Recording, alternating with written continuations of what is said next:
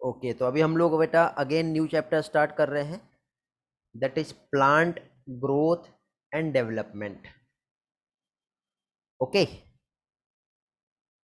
तो इस चैप्टर में बेटा हम लोगों को मेन टू पोर्शन का स्टडी करना है। Main to portion means what? इस चैप्टर में हम लोगों को जो स्टडी करनी है वो ये है कि पहली चीज तो हम लोगों को इसमें प्लांट में ग्रोथ कैसे हो रही है और उसका डेवलपमेंट कैसे होता है, ये हम लोगों को देखना है।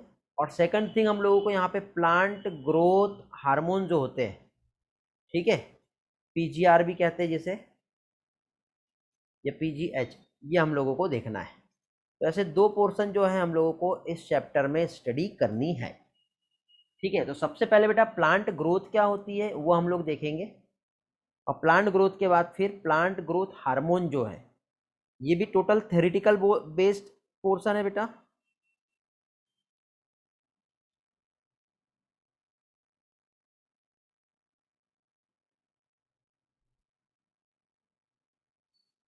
एक मिनट, एक ऑफिस में एक मैसेज टेक्स्ट करना है मुझे।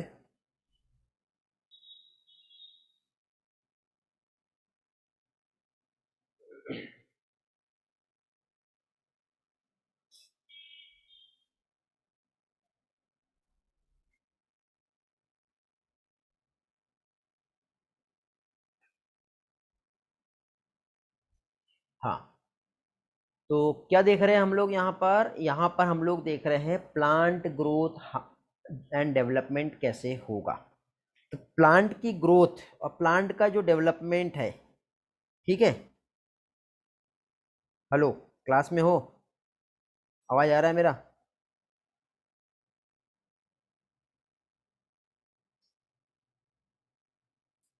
ओके, ठीक, ग्रेट। तो इसमें क्या कह रहा था बेटा, हम लोगों को दो चीज पढ़नी है। तो जिसमें सबसे पहले प्लांट में ग्रोथ कैसे होती है, तो देखो बेटा ये थोड़ा सा पोर्शन इसमें हम लोग वैसे प्लांट रिप्रोडक्शन जब स्टडी करेंगे तब आएगा। कभी भी देखना प्लांट में जो टू गैमेट्स होते हैं, एक तो मेल गैमेट्स और दूसरे क्या आएंगे, फीमेल गैमेट्स। दोनों भी गैमेट्स आपस में फ्यूज होंगे तो क्या फॉर्म होगा, जायगोट। जायगोट में डिवीजन होगा तो टू सेल स्टेज बनेंगी, फिर 8 सेल वाला एम्ब्रियो फॉर्म होता है, फिर आगे चल के ग्लोबुलर एम्ब्रियो बनता है, फिर हार्ट शेप एम्ब्रियो बनता है, और फाइनली फिर इस तरह से कोटिलिडन्स बनते हैं, सीड का फॉर्मेशन होता है, और फिर कंप्लीटली एक इस तरह से एक प्लांट का यहाँ पर डेवलपमेंट हो जाता है। तो अब ये जो प्रोसेस है ये कैसे होगी, ठीक है। तो प्लांट में सबसे पहले तो बेटा ग्रोथ हुई है, ठीक है, सबसे पहले क्या हुआ है, ग्रोथ हुआ है प्लांट में। तो प्लांट में ग्रोथ और फिर उसके बाद उसका क्या हो रहा है बेटा, डेवलपमेंट हो रहा है। और डेवलपमेंट के साथ ही साथ फिर प्लांट में कुछ फिजियोलॉजिकल फंक्शन से मेटाबॉलिक चेंजेस भी दिखाई दे रहे हैं। तो ऑल प्लांट जो होते हैं बेटा, जिसमें यदि हम देखें तो जायगोट जो कि एक फर्टिलाइज एग को कहते हैं, ठीक है, यहां से ही इनका डेवलपमेंट हो रहा है। तो जायगोट से ही बेटा एक मैच्योर प्लांट बन रहा है, फॉर्म हो रहा है, जिसमें ग्रोथ भी हो रहा है, डिफ्रेंसिएशन भी हो रहा है, जिससे रूट का फॉर्मेशन होगा, डिफरेंट टाइप के ऑर्गेन्स बन रहे हैं, लीफ का फॉर्मेशन हो रहा है, स्टेम भी फॉर्म हो रहा है, फ्लावर और फ्रूट्स भी बन रहे हैं, सीड का फॉर्मेशन भी हो रहा है, और फाइनली लास्ट में उसका क्या हो जाएगा, डेथ हो जाएगा। ठीक है, तो फाइनली डेथ हो गया। तो सबसे पहले यहाँ पे ग्रोथ क्या होती है पहले तो हम ये समझेंगे, और फिर डेवलपमेंट क्या होता है वो हम लोग देखेंगे। तो ग्रोथ की यदि हम बात करें बेटा, तो ग्रोथ मींस प्लांट के लिए या फिर किसी भी लिविंग ऑर्गेनिजम्स के लिए ये एक फंडामेंटल प्रॉपर्टी होती है। आपको याद होगा लिविंग वर्ड बेटा सारे बैच में हुआ है। ओके, ग्रोथ एक फंडामेंटल प्रॉपर्टी है। और कभी भी देखना ग्रोथ जो है वो इंट्रिंसिक ग्रोथ होती है।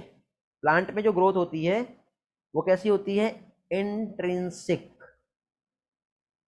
जो भी पर्सन लेक्चर नहीं देखे, यूट्यूब पे रिकॉर्डिंग अवेलेबल है, वहां से देख लेना। तो ये जो इंट्रिंसिक ग्रोथ है, अब देखो ग्रोथ का मतलब ये नहीं, अब एक एग्जाम में क्वेश्चन आता है कि एक वुड का टुकड़ा है, एक लकड़ी का टुकड़ा, इसको आपने पानी में भिगो के रख दिए, उसके बाद कुछ टाइम के बाद ये स्वेल हो जाता है, तो क्या ये भी ग्रोथ है? नहीं, ये ग्रोथ नहीं है। क्यों जानते हो? तो यही चीज हमें समझना बेटा कि प्लांट ग्रोथ आखिरकार क्या है। तो plant growth means irreversible increase permanent size, irreversible term याद रखना बेटा, क्योंकि एक बार ग्रोथ होने के बाद अब वुड का टुकड़ा ड्राई होने के बाद वापस से अपने ओरिजिनल फॉर्म में वापस जा सकता है, तो उसको हम ग्रोथ नहीं कहेंगे। ठीक है, तो कभी भी देखना इरिवर्सिबल परमानेंट, ये टर्म याद रखना, permanent increase size of an organ या फिर कोई भी एक इंडिविजुअल सेल या उसका पार्ट, उसी को तो ग्रोथ कहेंगे। और इसमें इन्वॉल्व होता है बेटा कैटाबॉलिज्म और एनाबॉलिज्म। यदि कैटाबॉलिज्म और एनाबॉलिज्म नहीं हो रहा है तो फिर उसे हम ग्रोथ नहीं कहेंगे। मीन्स वहां पे मेटाबॉलिक एक्टिविटी होना कंपलसरी है। मेटाबॉलिक एक्टिविटी होगी तब जाके ही वहां पे क्या होगा, ग्रोथ होगा। ठीक है, ओके, वेरी गुड। तो प्लांट ग्रोथ जो है बेटा कभी भी देखना ये ओपन टाइप की होती है। कैसे होती है, ओपन टाइप। अब open type means plant growth generally होती है बेटा इनडिटरमिनेट। अब इनडिटरमिनेट मतलब क्या होता है, ठीक है, तो ओपन या इनडिटरमिनेट मींस हमेशा बेटा प्लांट में, जैसे कि एक प्लांट छोटा सा था और बड़ा हो गया, फिर और बड़ा हो गया, फिर और उसका लेंथ में या फिर डायमीटर या इंक्रीज होते जा रहा है। तो ये कैसे हो रहा है, तो ये हो रहा है बेटा रूट और शूट अपाइकल मेरिस्टेम की हेल्प से। रूट में प्रेजेंट है अपाइकल मेरिस्टेम, शूट में भी प्रेजेंट है अपाइकल मेरिस्टेम, और ये अपाइकल मेरिस्टेम बेटा continue to divide and divide again and again, continuously बेटा डिवीजन होते ही रहता है इसमें। तो इस तरह से हम क्या कह सकते हैं बेटा कि प्लांट में जो ग्रोथ है वो हमेशा होते ही रहती है। तो इस तरह से प्लांट ग्रोथ जो है continue throughout the life due to the presence of meristem. Meristem में एक तो रूट अपाइकल मेरिस्टेम आ रहा है और दूसरा शूट अपाइकल मेरिस्टेम आ रहा है। ठीक है, इनकी हेल्प से क्या है प्लांट में ग्रोथ हो रहा है। तो मेरिस्टेमेटिक सेल्स जो है इसमें कैपेसिटी होती है डिवाइड अगेन एंड अगेन, खुद से डिवाइड हो सकती है बेटा। सेल क्या है, परपेट्यूएट, कंटिन्यूअसली अपने आप से डिवीजन इसमें देखने को मिलेगा। ग्रोथ जहां पे न्यू सेल्स हमेशा ऐड हो रहा है प्लांट बॉडी में, और ये किसकी एक्टिविटी से हो रहा है बेटा, मेरिस्टेम की एक्टिविटी से, इसलिए इसे क्या कहते हैं बेटा, ओपन फॉर्म ऑफ ग्रोथ। ये टर्म लिखा था मैंने, ओपन और इनडिटरमिनेट का मीनिंग एक ही है। ओके, क्या कहलाएगा ये, ओपन फॉर्म ऑफ ग्रोथ। देखिए बेटा ये रूट अपाइकल और शूट अपाइकल मेरिस्टेम आप देख रहे हो यहाँ पर। रूट में जो एक मेरिस्टेमेटिक टिश्यू होता है, शूट में जो मेरिस्टेमेटिक टिश्यू होता है जो कंटिन्यू ग्रो कर रहा है। तो प्लांट में बेटा दो टाइप की ग्रोथ होती है, हमेशा याद रखना। प्लांट में एक ग्रोथ जो होती है वो होती है प्राइमरी ग्रोथ। जिन लोगों का एनाटॉमी हो गया है उनको समझ में आ रहा होगा ये, जिनका नहीं हुआ होगा डोंट वरी, मैं यहाँ पे समझा के दे रहा हूँ। तो जिनका एनाटॉमी हुआ होगा उनको इमीडिएटली क्लिक करेगा कि हाँ हमने वहाँ पे पढ़े थे प्राइमरी और सेकेंडरी ग्रोथ। तो प्लांट में बेटा दो टाइप का ग्रोथ होता है, एक तो प्राइमरी ग्रोथ और दूसरा होता है सेकेंडरी ग्रोथ। प्लांट की जब लंबाई में जब इंक्रीज होता है बेटा, तो लंबाई में होने वाली जो ग्रोथ होती है, लेंथ में जब इंक्रीज होता है, तो इस टाइप की ग्रोथ को प्राइमरी ग्रोथ कहते हैं। और जब प्लांट की चौड़ाई में जब ग्रोथ होती है तो इस टाइप की जो ग्रोथ होती है उसको सेकेंडरी ग्रोथ कहते हैं। तो प्लांट में जो सेकेंडरी ग्रोथ जो हो रहा है स्टेम में देखने को मिलता है, प्राइमरी ग्रोथ भी स्टेम में देखने को मिलता है। सेकेंडरी ग्रोथ जो होता है बेटा, जो लेटरल मेरिस्टेम जो होता है ना, वेस्कुलर कैम्बियम और कॉर्क कैम्बियम, ठीक है, लेटरल मेरिस्टेम जो है जिसमें वेस्कुलर कैम्बियम और कॉर्क कैम्बियम आते हैं, तो इसकी हेल्प से जब ग्रोथ होती है तो चौड़ाई में ग्रोथ होता है बेटा। और रूट और शूट अपाइकल मेरिस्टेम की वजह से जब ग्रोथ होती है तो वो होती है प्राइमरी ग्रोथ। ओके, ये याद रखना है आप लोगों को। तो यहां पर क्या देख रहे थे बेटा हम लोग, सबसे पहले तो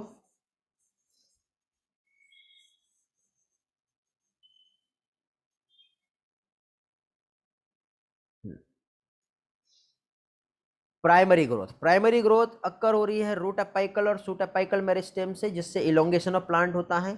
सेकेंडरी ग्रोथ बेटा मेन कैरेक्टरिस्टिक फीचर होता है जिम्नोस्पर्म और डाइकोट का, जिनका प्लांट किंगडम हो गया है ठीक है, उन लोगों ने पढ़े होंगे कि सेकेंडरी ग्रोथ जो होता है, या फिर जिनका एनिमल एनाटॉमी प्लांट एनाटॉमी हो गया, उनने भी पढ़े होंगे कि जिम्नोस्पर्म और डाइकोट प्लांट जो है इसमें सेकेंडरी ग्रोथ होती है, और ये इसका मेन कैरेक्टरिस्टिक फीचर्स है, जो किसकी हेल्प से हो रहा है, लेटरल मेरिस्टेम की वजह से हो रहा है, या फिर वेस्कुलर कैम्बियम और कॉर्क कैम्बियम। ठीक है, इसकी वजह से इंक्रीज द डायमीटर ऑर्गन का ग्रेथ। समझे? फिर कुछ लोगों को ऐसा लग रहा होगा, अरे सर ये क्या, हमारा तो प्लांट एनाटॉमी नहीं हुआ है, प्लांट किंगडम नहीं हुआ है। फिर क्या बेटा, वो तो किसी का हो गया इसलिए मैं ये बात कह रहा हूँ, बट जनरली मैं जो सिलेबस लेता हूँ उसमें मैं सबसे पहले ह्यूमन फिजियोलॉजी पढ़ाता हूँ और उसके बाद प्लांट फिजियोलॉजी पढ़ाता हूँ, क्योंकि ये जो पोर्शन होते हैं बेटा, ये ऐसे पोर्शन है जो सही में समझने वाले हैं। और कभी भी देखना, जो चीज़ बहुत शुरुआत में पढ़ते हैं ना, तो उसको टाइम भी देना रहता है, और प्रॉपर टाइम की हेल्प से हम लोगों को ये सारी चीज़ अच्छे से समझ में आ जाती है।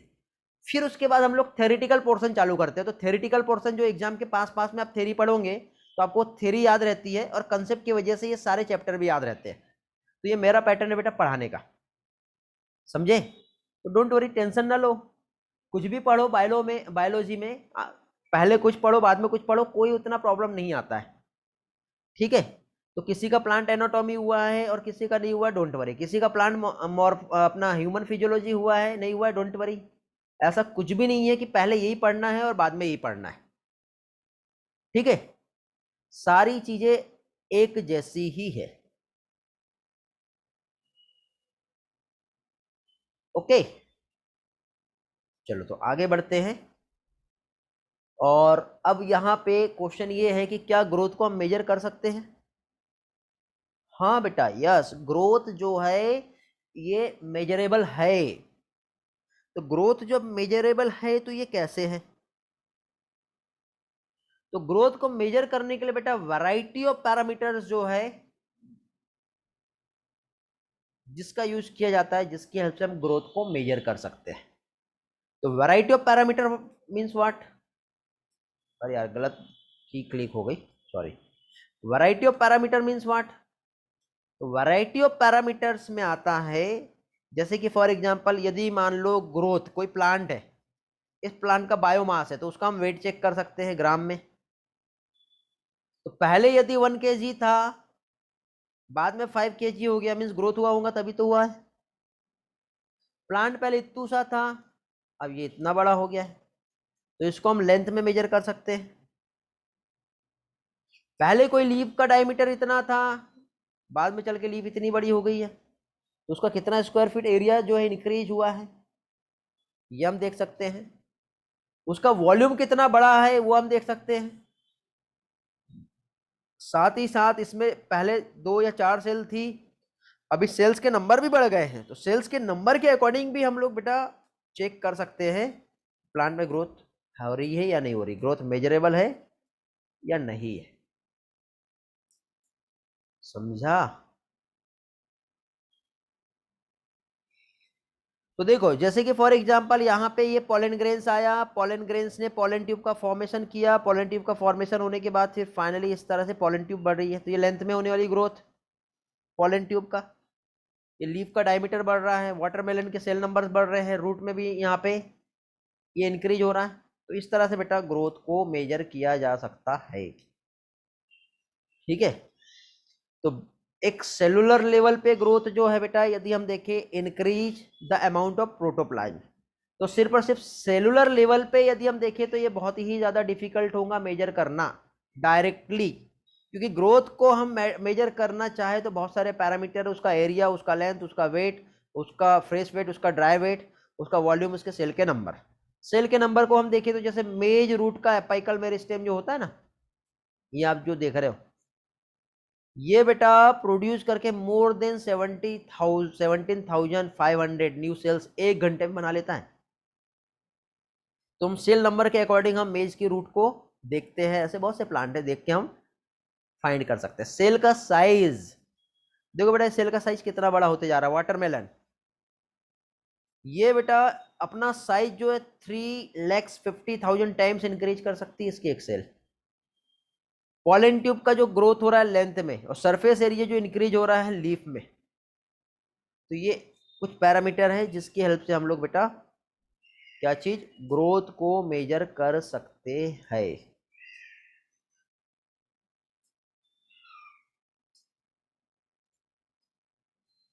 ओके,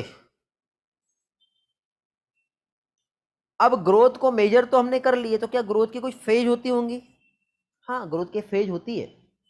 ग्रोथ की फेज मतलब जब ग्रोथ स्टार्ट हुआ है, फिर ग्रोथ और ज्यादा हो रहा है, और एक टाइम के बाद ग्रोथ अब नहीं हो रहा है। तो इस तरह से हम लोग इसे, जब ग्रोथ कंटिन्यूसली होते रहेगी तो उसको मेरिस्टेमेटिक फेज कहते हैं। फिर उसके बाद जब चौड़ाई में या फिर इंक्रीज होता है तो उसे इलोंगेशन फेज कहते हैं, और लास्ट में आता है मैच्योरेशन फेज। तो मेरिस्टेमेटिक फेज एक ऐसा फेज होता है जिसमें रूट और शूट अपाइकल मेरिस्टेम इन्वॉल्व होते हैं, ठीक है, जहां पर कंटिन्यूसली ग्रोथ देखने को मिलेगी। ठीक है, जहां पे सेल में रिच प्रोटोप्लाज्म होता है, लार्ज न्यूक्लियस होता है, primary cell wall most abundant रहेगा प्लाज्मोडेज बेटा। इलोंगेशन फेज ऐसा होता है बेटा कि यहाँ पे, ठीक है, न्यू सेल वॉल या कुछ मटेरियल का डिपोजिशन होता है। ठीक है, न्यू सेल वॉल डिपोजिट हो जाएगी। ठीक है, सेल अपने साइज में इंक्रीज हो रहा है, और लास्ट आता है सेल अब मैच्योर हो गया बेटा। ठीक है, मींस मैक्सिमम साइज तक के अब अटेंड कर चुका है, तो इसमें सिर्फ थिकनिंग होगा, प्रोटोप्लाज्म का मॉडिफिकेशन होगा, इसके अलावा और कुछ नहीं होगा। मेरिस्टेमेटिक फेज, इलोंगेशन फेज और मैच्योरेशन फेज, ये 3 फेजेस आती है बेटा, जिसकी हेल्प से ग्रोथ जो है जनरली देखने को मिलती है। तो अब ग्रोथ हो रहा है तो ग्रोथ रेट को हमको जानना पड़ेगा। अब ग्रोथ रेट क्या होता है? तो ग्रोथ रेट मतलब पर्टिकुलर टाइम में कितना ग्रोथ हुआ उसको हमको मेजर करना है। तो कैसे मेजर करेंगे? तो उसके लिए बेटा ग्रोथ रेट जो है वो हमको देखना पड़ेगा कि पर यूनिट टाइम में, पर यूनिट एरिया में कितना वॉल्यूम और कितना ग्रोथ हुआ। तो इसको देखना है बेटा, तो 2 तरीके से हम देख सकते हैं। एक तो अरिथमेटिक ग्रोथ होती है और दूसरा जियोमेट्रिक ग्रोथ होती है। अब ये अरिथमेटिक और जियोमेट्रिक ग्रोथ क्या होती है ये समझ लो। देखो बेटा, कभी भी कोई भी एक सेल जो है, इसका जो डिवीजन जो होगा ये 2 तरीके से होता है। एक सेल, वन पेरेंटल सेल, जब 2 डॉटर सेल फॉर्म कर रही है, ठीक है, वन पेरेंटल सेल जब 2 डॉटर सेल में कन्वर्सन होगा तो क्या होगा? ओके, यहां पे देखो, वन पेरेंटल सेल से जब 2 डॉटर सेल फॉर्म हो रही, तो इसमें एक सेल जो है बेटा ये वाला, ये जो रहेगा ये कंटिन्यू टू डिवाइड। क्या होगा? Continue to divide. बट ये जो दूसरा सेल है ये हो जाएगा मेच्योर। फिर ये एक सेल से फिर से जब 2 सेल फॉर्म हुआ तो फिर से एक सेल मैच्योर हो गया और दूसरा सेल मेरिस्टेमेटिक सेल की तरह काम करेगा। फिर वही एक मेरिस्टेमेटिक सेल एक जो है एक मैच्योर सेल बनाएगा और दूसरा एक मेरिस्टेमेटिक सेल बनाएगा। तो इस तरह से जब ग्रोथ होगी तो ग्रोथ कर्व जो है वो कुछ इस तरह से आता है बेटा। एनसीईआरटी ने कुछ इस तरह से ग्रोथ कर्व जो है ऐसा डायग्राम दिया हुआ है आपको। तो इस टाइप की ग्रोथ कर्व को अरिथमेटिक ग्रोथ कर्व कहते हैं। क्या कहते हैं इसे? Arithmetic. But what about geometric? Geometric में वन पेरेंटल सेल, इससे 2 सेल्स बनेंगी, फिर दोनों सेल मेरिस्टेमेटिक की तरह काम करती है, तो फिर ये 2 पेरेंटल सेल 4 सेल्स बनाएगा। फिर वो भी बेटा इस तरह से काम करती है, तो यहाँ पे फिर से ये जो है इस तरह से continue continue continue continue continue, तो फिर तो पॉपुलेशन एक्सप्लोजन हो गया यार। क्या ये ग्रोथ हमेशा होते रहेगी? नहीं। जब हम इकोलॉजी पढ़ेंगे, आप लोगों को हुआ नहीं है, जब हम इकोलॉजी पढ़ेंगे तो वहाँ पे हम लोग ग्रोथ कर्व पढ़ेंगे बेटा। 2 टाइप के कर्व मिलते हैं बेटा, एक लॉजिस्टिक ग्रोथ कर्व मिलता है और एक एक्सपोनेंशियल ग्रोथ कर्व मिलता है। ठीक है, तो ग्रोथ जो है बेटा कभी भी देखना ऑर्गेनिजम्स का 2 मल्टीप्लाई 2 मल्टीप्लाई 2 मल्टीप्लाई 2 के फॉर्म में होता है, जियोमेट्रिक ग्रोथ। ठीक है, बट रिसोर्सेस का जो ग्रोथ होता है 2 + 2 + 2 + 2 के फॉर्म में होता है। तो यहाँ पे जितने नंबर ऑफ स्पीसीज जब फॉर्म हुए इनके बीच में आपस में कंपटीशन होगा। जब हम डार्विन का इवोल्यूशन पोर्शन पढ़ेंगे तो वहां पे हम देखेंगे डार्विन ने भी इस पर कुछ बात कही है कि देखो, कभी भी देखो, जो रिसोर्सेस है, जो खाने पीने की चीजें हैं, वो अरिथमेटिक ग्रो कर रहा है। लेकिन पॉपुलेशन जो है जियोमेट्रिक ग्रोथ कर रहा है, तो इन पॉपुलेशन के मेंबर के बीच में आपस में होने वाला है कंपटीशन, और इसमें वही बात आएगी कि जो जीता वो सिकंदर, वही स्पीसीज सर्वाइव करेगी जिसने अपने आप को नेचर के अकॉर्डिंग बेस्ट बेटर अडाप्ट किया है।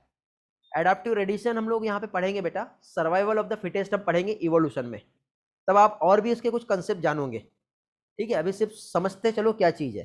तो अरिथमेटिक ग्रोथ भी 2+2+2 के फॉर्म में हो रही है, लेकिन यही चीज हम जियोमेट्रिक ग्रोथ देखें तो 2 × 2 × 2 के फॉर्म में हो रही है, लेकिन इसके बाद भी पॉपुलेशन एक्सप्लोजन नहीं होता है। तो ग्रोथ रेट को हम दो तरीके से देख सकते हैं, इसके लिए कुछ फॉर्मूला है जिसके बेस पे हम समझेंगे। तो increase growth per unit time वो कहलाता है ग्रोथ रेट।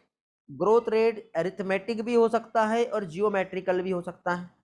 अरिथमेटिक ग्रोथ क्या होती है, तो इसको हम देखें तो जब माइटोटिक डिवीजन होगा तो उसमें एक daughter cell continue to divide and other daughter cell जो रहेगा वो सिर्फ डिफ्रेंशिएट होकर मैच्योर हो जाएगी, वो डिवाइड नहीं करेगी।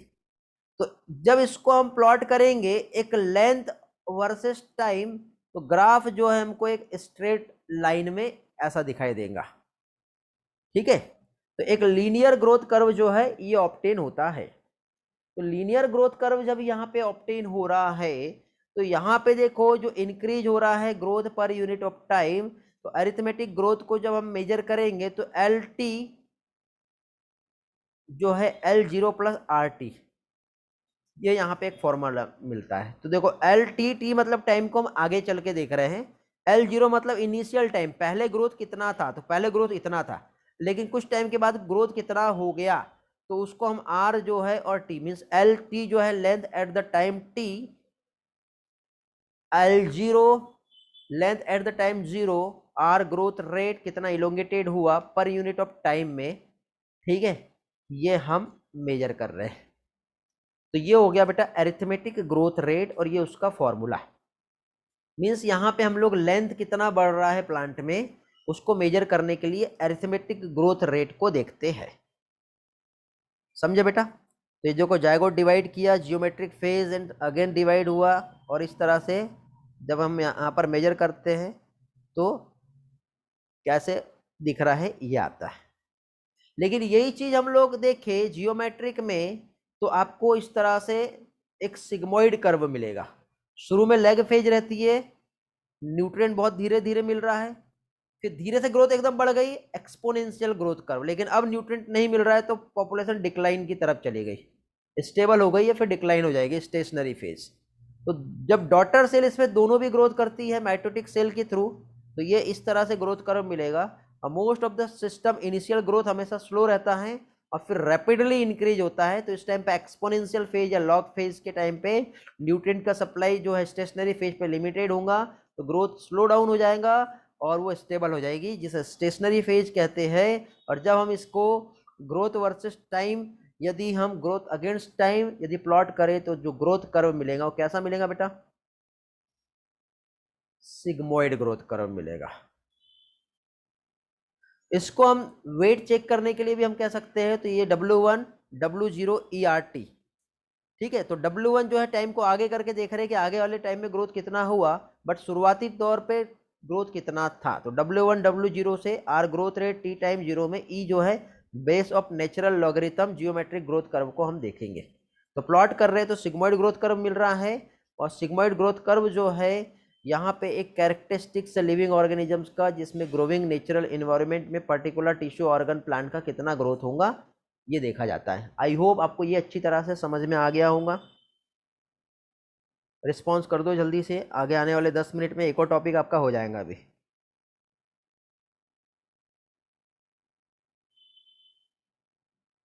किसी के कोई डाउट होंगे तो पूछ सकते हो।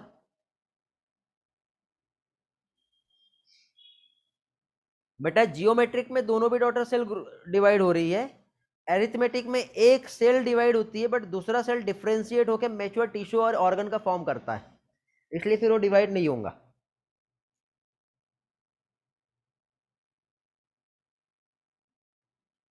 समझ में आ गया है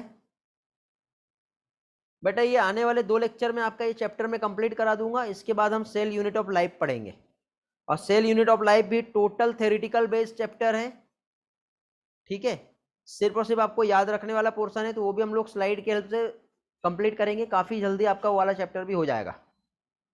ठीक है।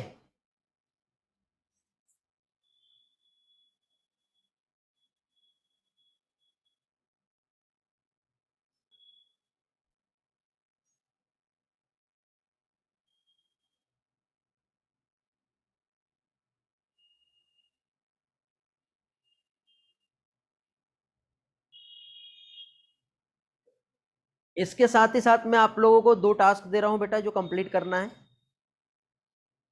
ठीक है।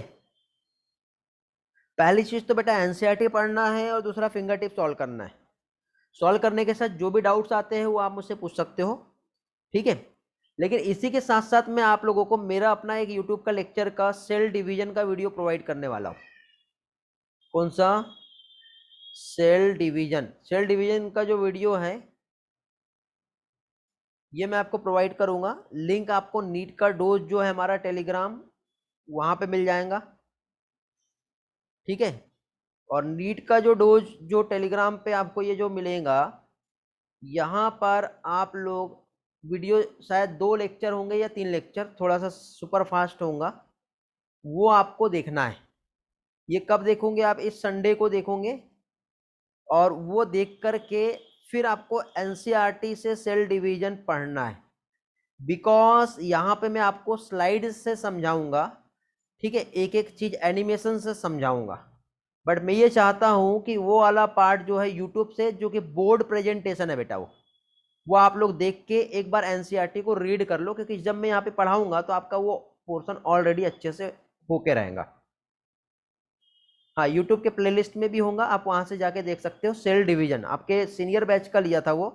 ठीक है। लेकिन बेटा 2 लेक्चर में आपका वो हो जाएगा। वैसे मैं पढ़ाने वाला हूँ, लेकिन बेटा होने के बाद आप लोगों का टास्क ये रहेगा कि आप मुझे टेलीग्राम पे, ठीक है, टेक्स्ट करोगे कि आपका असाइनमेंट्स कंप्लीट हो गया। और आज से आपको देखो टेलीग्राम पे जो भी असाइनमेंट्स जो आप मुझे देते हो कैसे दोगे। ठीक है।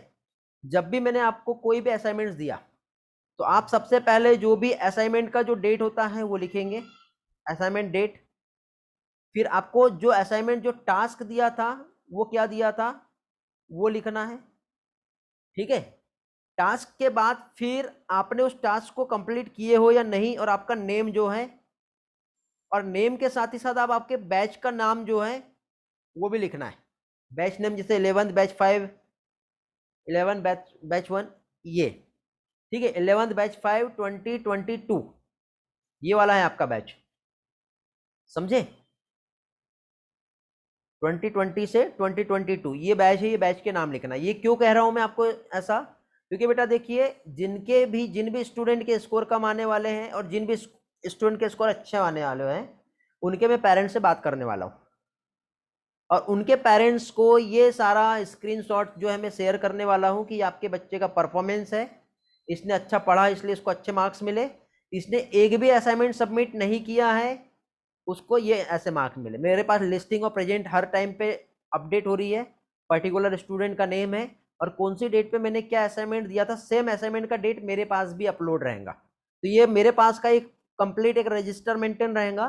बट आपको ये टास्क जो है ये कंप्लीट करना है। और जितने लोगों के टेलीग्राम पे पोस्टिंग आती है बेटा, उसकी प्रेजेंस यहाँ लग जाती है, और जिसके नहीं आती उसका मैं एब्सेंट लिख देता हूँ डायरेक्ट। और ये एब्सेंट हो गया बेटा, तो जब भी हम आपके पेरेंट्स से मिलेंगे तो उस टाइम पे आप लोगों को और आपके पेरेंट्स को साथ में बैठा के ये समझाया जाएगा कि आप कितने पानी में हो, और कितने आप गहराई में हो, और कितने आगे हो। समझ गए? फिर यदि आप वहां पर आपके एक एक्सक्यूज लेके आते हो कि सर का पढ़ाया हुआ हमें नहीं समझा, ठीक है, तो फिर होगा ये कि पहले तो मैं ये पूछूंगा कि आपने मेरे कितने असाइनमेंट और टास्क कंप्लीट किए। समझे बेटा?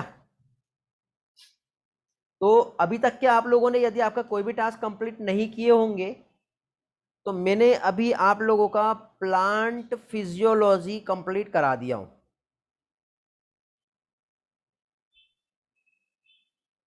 ठीक है। आज ही आप लोगों को मैं टाइम दे रहा हूं, ये संडे तक के।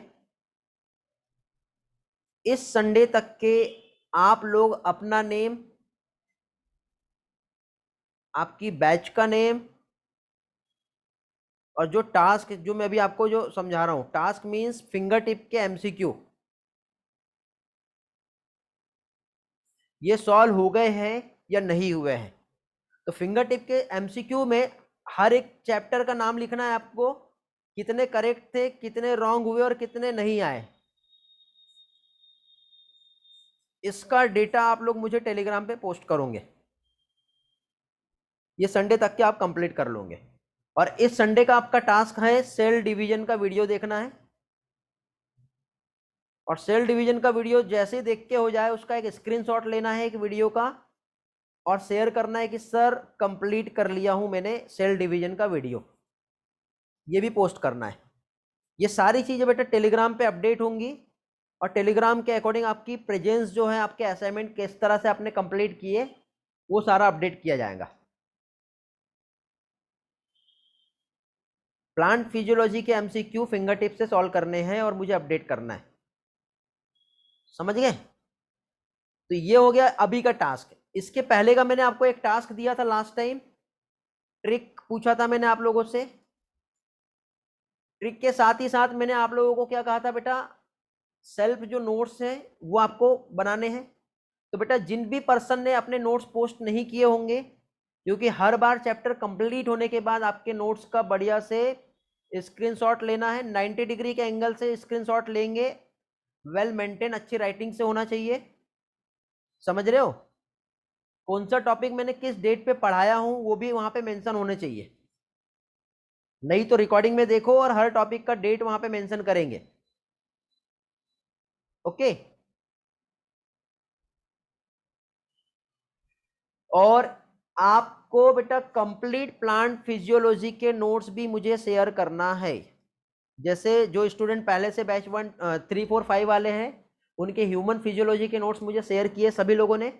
ऐसे बेटा प्लांट फिजियोलॉजी के आपके हैंड रिटन नोट्स, अब जो लोग स्क्रीनशॉट लेके रख देते हैं, मुझे उससे कोई मतलब नहीं, मुझे नोट्स चाहिए, क्योंकि मैंने तो यहाँ पे मेहनत किया हूँ बेटा आप लोगों के लिए। और ये जो रनिंग नोट्स जो आपने बनाए ना, की नोट्स बोलते हैं, ऐसा नहीं कि सारा का सारा एनसीईआरटी लिख लेना है, सारी एनसीईआरटी नहीं लिखना है बेटा। की नोट्स जो होते हैं, मेमोरी मैप जो होता है, वो नोट करना है। और जैसा मैंने क्लास में समझाया हूं, जैसे मैंने बोर्ड लेक्चर लिया था तो जो बोर्ड प्रेजेंटेशन था वाले नोट्स, मैंने यहाँ पे जो क्लास में जो मैंने आपको इस तरह से राइटिंग की हेल्प से जो समझाया, कुछ चीजें मैंने डायरेक्टली उसे स्लाइड पे जो राइट करके समझाया हूँ, उसका सारा नोट्स मुझे, ये नोट्स जो चाहिए बेटा टेलीग्राम पे चाहिए। और टेलीग्राम पे भी आप जो भेजोगे तो आप बढ़िया से पीडीएफ फॉर्मेट पे भेजोगे, और उसमें आपका नेम, आपका बैच का नाम और वो सारी चीजें मेंशन रहनी चाहिए, पीडीएफ के अंदर और पीडीएफ के बाहर टेक्स्ट में भी आपको भेजना है, समझे। ये भी टास्क आप लोगों का संडे तक के का टास्क है, मुझे कोई एक्सक्यूजेस नहीं चाहिए। संडे तक के जिसका नहीं आया मैं उसके एब्सेंट लगा के अपने रजिस्टर में मेंटेन कर लूंगा। ऐसा कोई पर्सन है जिसे टास्क नहीं समझा।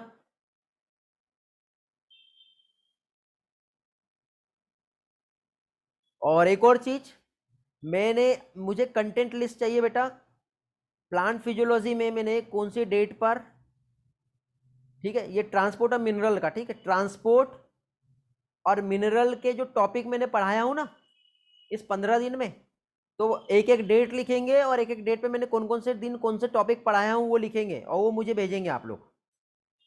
ये भी सभी का ही टास्क है। इसलिए तो मैं कह रहा हूं ना बेटा, आपके नोट्स में डेट नहीं लिखे हो आपने, तो आपको क्या है, जो लाइव रिकॉर्डिंग में तो समझ में आ जाएगा ना कौन से दिन कौन से टॉपिक पढ़ाया हूं। तो उसका भी बेटा आप लोग क्या करोगे, एक पेज में सबसे पहले आप लोग टॉपिक के नेम लिखेंगे, ट्रांसपोर्ट के टॉपिक कौन सी डेट पे कौन से टॉपिक पढ़ाए है, और मिनरल के कौन सी डेट पे कौन से टॉपिक पढ़ाया हूं मैंने। तो इसका बढ़िया से एक डेटा मेंटेन करके मुझे पोस्ट कर दोगे आप लोग।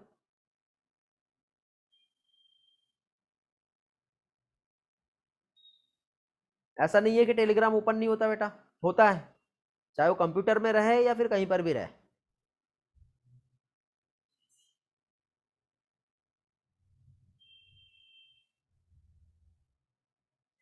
मंदर बेटा टेलीग्राम जो हैंग होता है ना आपका, उसमें देखो एक ऑटो डाउनलोड का ऑप्शन आता है, उसको बंद कर दो आप।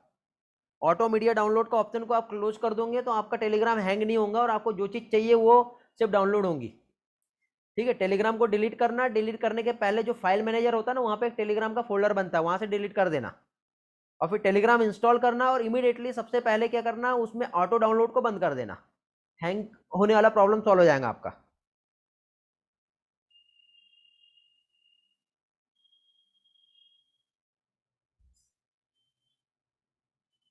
इमेज सेंड नहीं होती बेटा, इमेज सेंड नहीं होती ऐसा नहीं है। इमेज आप यदि ग्रुप में शेयर करोगे तो आपको ब्लॉक कर दिया जाएगा, ग्रुप में इमेज सेंड नहीं होंगी।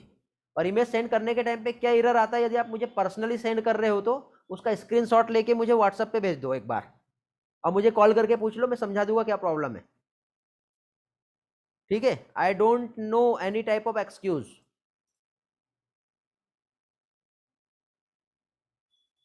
ठीक है, एक्सक्यूज नहीं देना, कुछ प्रॉब्लम है तो उसका सॉल्यूशन है, बट आपको पूछना पड़ेगा।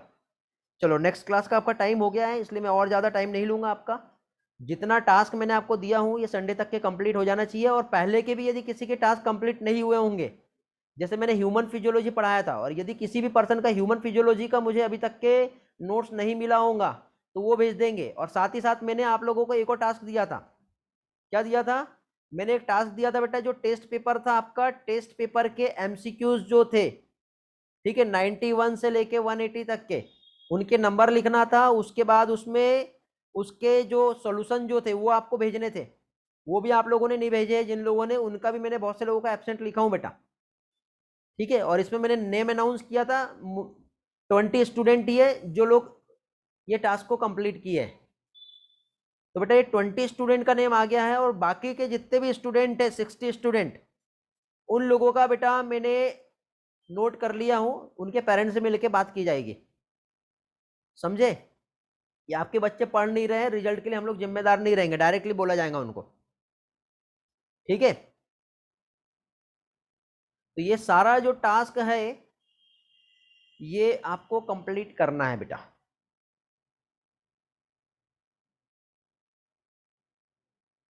तो अभी एक और काम है। कोई भी पर्सन बेटा ये टास्क का एक लिस्ट बना के मुझे शेयर करेगा, क्या टास्क है, मैं आपके पेरेंट्स ग्रुप में शेयर करने वाला हूं।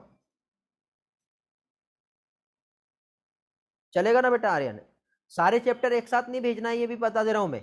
एक एक चैप्टर अलग अलग भेजेंगे, नहीं तो आपने कंप्लीट प्लांट फिजियोलॉजी लिखे और भेज दिया, ऐसा नहीं चलेगा। एक एक चैप्टर एक एक तरीके से भेजना है।